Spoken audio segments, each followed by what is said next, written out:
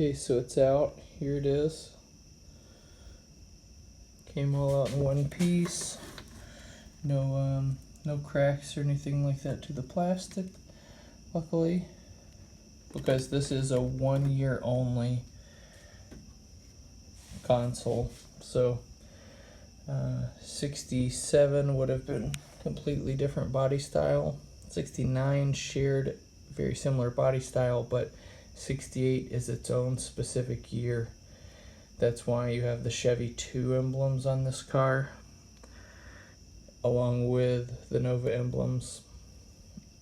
Again, dash is something that's very specific, and steering wheel only to 68, and reproduction parts for the most part are not available for 68. You would end up getting a 69 to 72.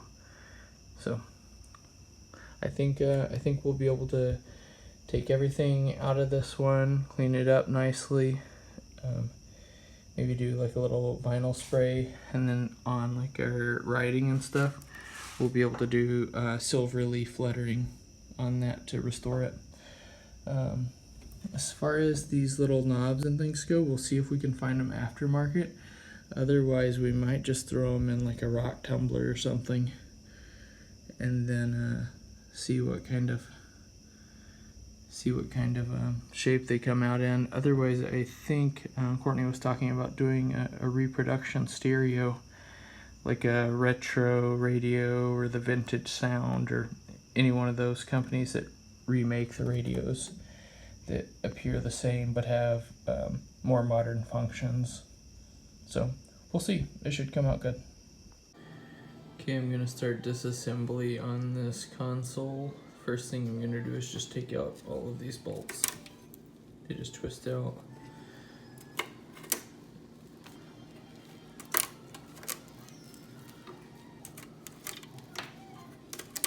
Just like that. So I'll take all of those out, then we'll move on.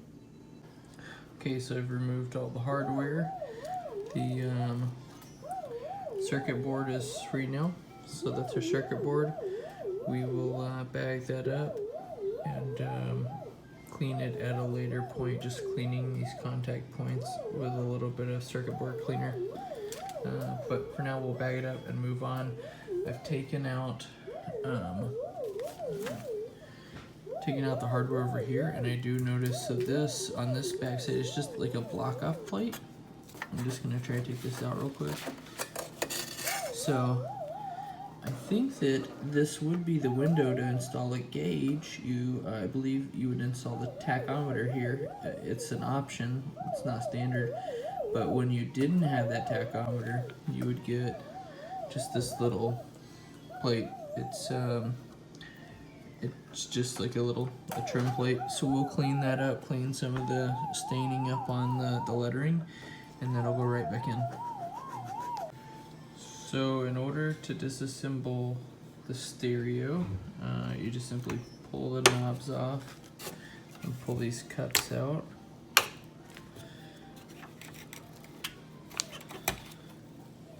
And this one is that one wire that we were looking at yesterday.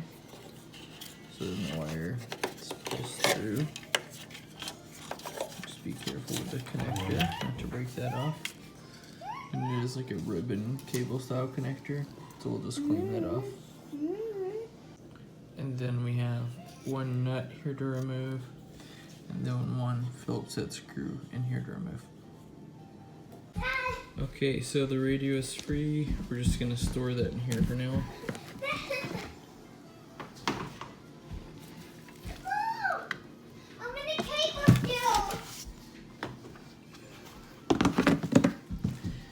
And then our printed circuit board, we'll just put it in a Ziploc for now. So get the fuel gauge out, just 2 screws right here. Remove those 2 screws. And then I went around the perimeter of the console and took these screws out to remove this section. So just about to take this off now. So I have main speedometer and odometer gauge portion out.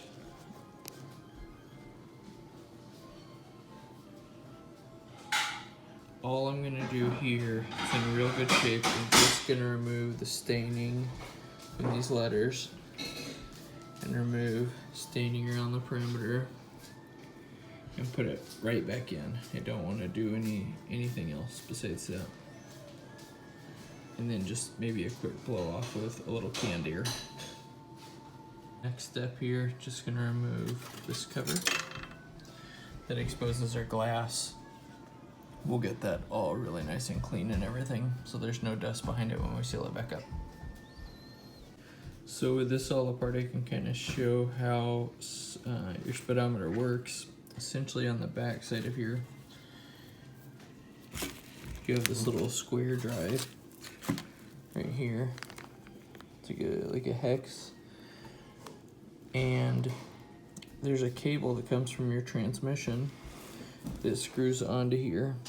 That cable inside of it has a little hex like tube that spins as your transmission spins, and the speed that it spins at changes the speed of your speedometer. So kind of simulate it by putting a drill bit on the end of it, and if we get it in the right direction, it'll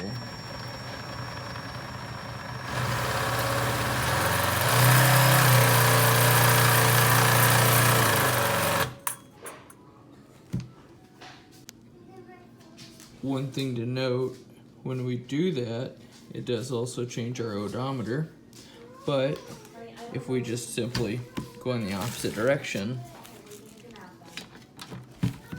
we can reset that odometer.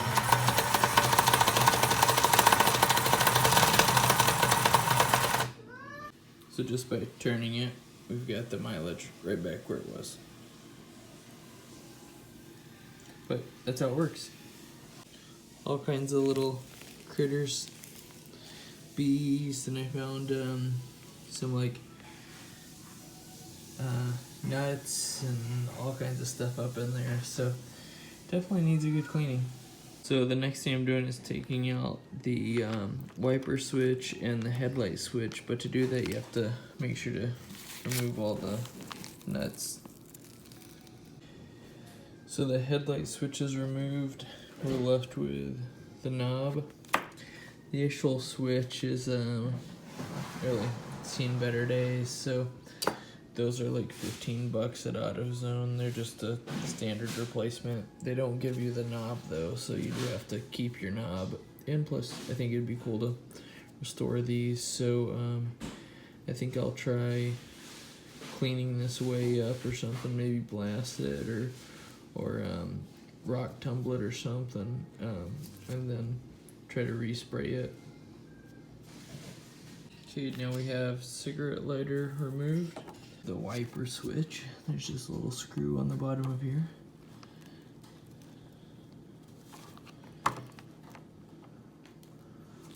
See if we can do it one-handed.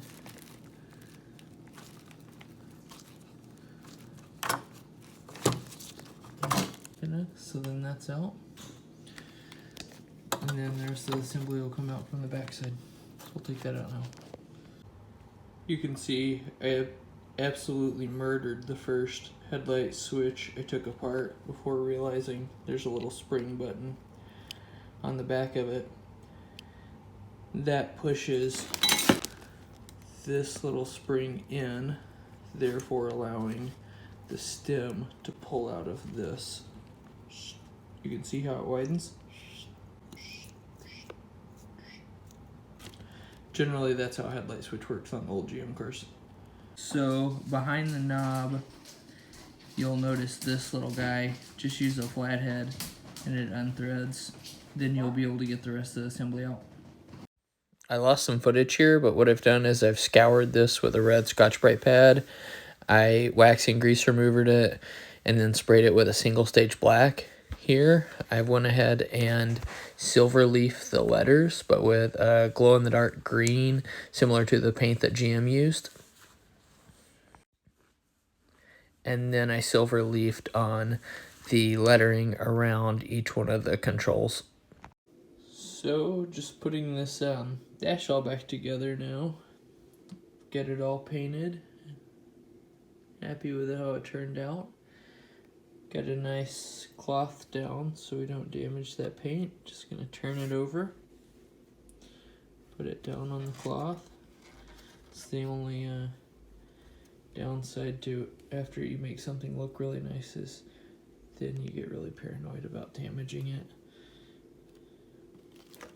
Next I have our glass. That is cleaned up really well. Got all the fingerprints off the front. Give it one nice wipe down after I put it in, but there's just some tabs that won't line up in here after we get it down. Might have to use both hands and then come back.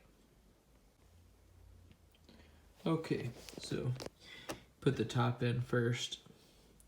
After the top gets in, you have an alignment tab right here and right here.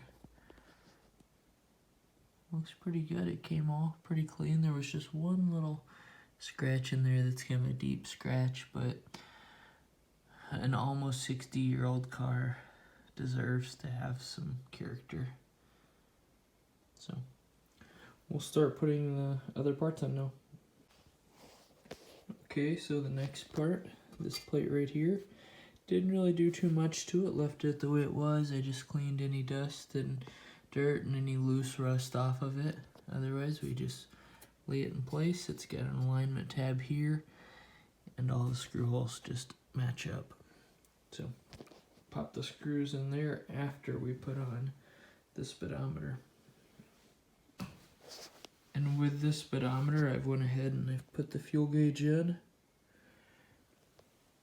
I've put this Nova block off plate in. I'm guessing, I'm thinking that you could have a tack as an option. And I'm guessing this was where you would do that. But then I put our lens covers back in for our brake, oil, and turn signal light. And then I put our lens covers in for our temp, generator, and other turn signal light. And popped a few screws in the back. That looks pretty good. And here's the end product. Thanks guys, please like, comment, and subscribe.